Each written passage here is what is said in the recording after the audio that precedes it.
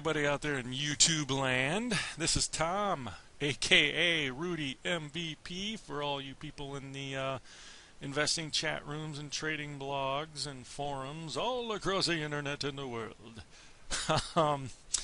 Let's see, this is my first YouTube video, and what I would like to do is talk about my single most favorite chart pattern in the history of markets and trading ever.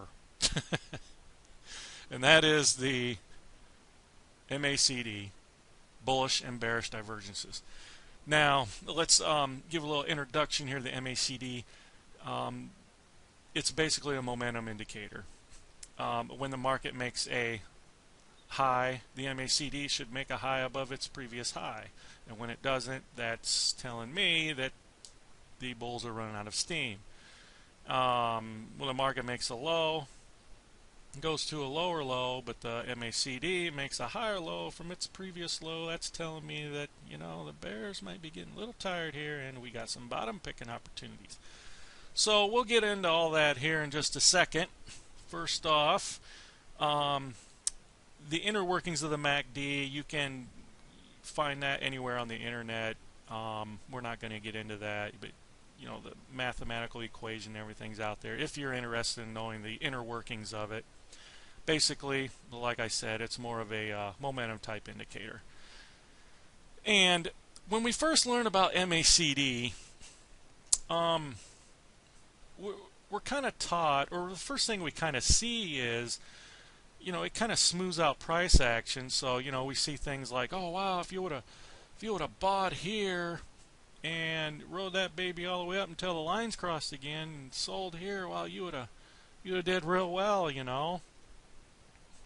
Well, that strategy's fine and dandy as long as the market trends, but when you get into a market where you're sideways and choppy, you know, you're trading strictly crossover system, you know, you're short here and then up you go long here and then up you're short again and you're long again, and if you use it as a crossover only, it's no better than just trading a regular moving average system.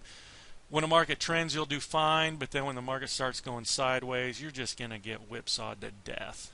I mean, and any money you made in the trending part, you're going to give back to the market when it starts chopping sideways.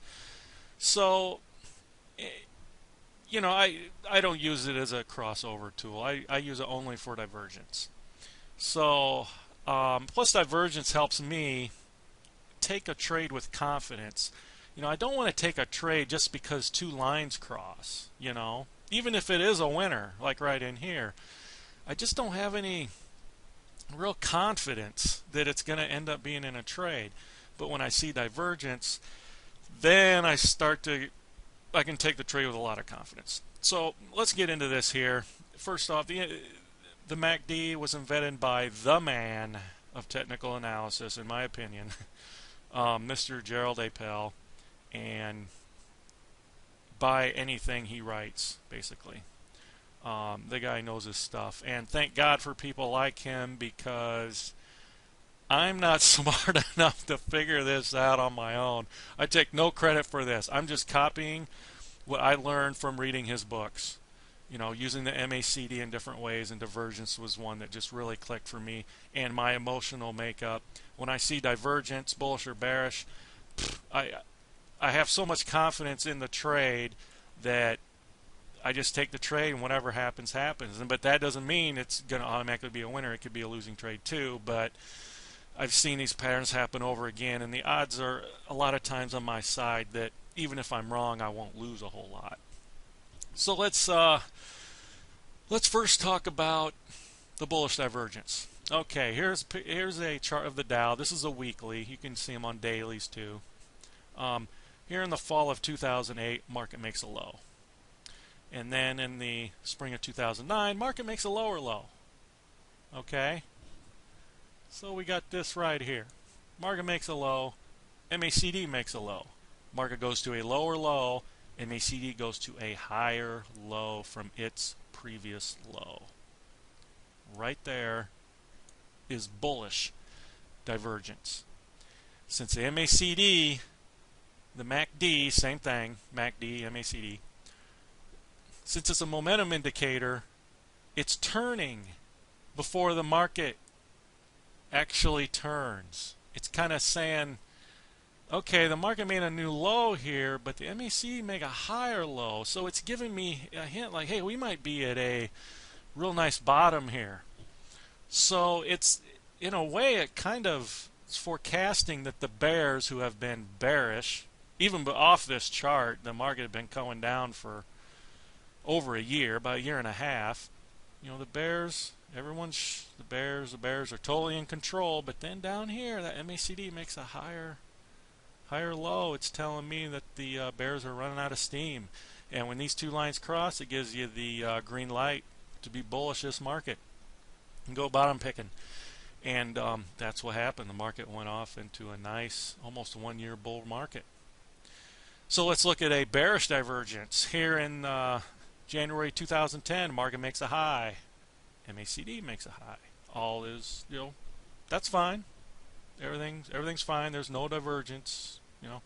Market goes to a higher high. Okay. In May.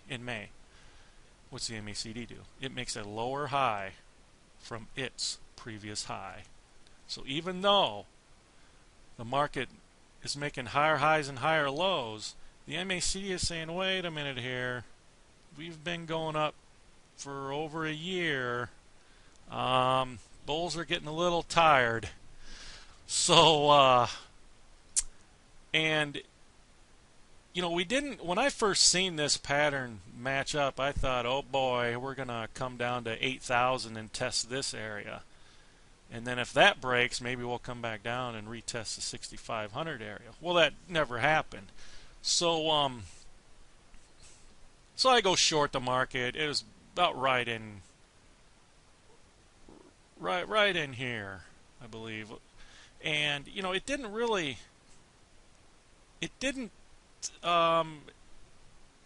equal a trend change or anything. But the market, it did call a pause in the market for about 3 or 4 months.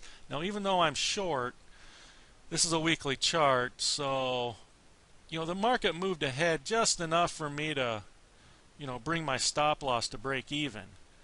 So it didn't cost me anything to find out if this was going to be a trend change or not. So I didn't make any money, but I didn't lose anything either. And any decent money management system, this is a weekly chart on a daily, you're up plenty enough to bring your stop loss to break even. And then if you're one of those people that don't use stop losses, which I do not recommend, the market definitely right here you would not have want to still be short, and definitely over here you don't want to be short. I mean, even the dumbest trader could tell that, hey, you're wrong, we're wrong, we need to get out. So didn't make much, didn't make anything, but didn't get hurt either. So even though we didn't end up reversing, it did call a nice 3 or 4 month sideways trading range. So it didn't pan out to anything, but didn't get hurt. And that's something with trading, is defense, defense, defense. And use good money management. And even when these trades don't work, when they don't work, a lot of times your losses will be pretty small, or break even trades. So that is the Dow chart. Wow, 10 minutes almost up already. I've got like 6 or 7 more divergences I want to point out, ones that worked, and in part 2. And in part 3, we'll try and put a little bit more of it together. I want to show markets that did not work and how I manage those trades, and to keep losses small. And so stay tuned for part 2, and we'll talk more about these divergences in different markets. Thank you. I'm out.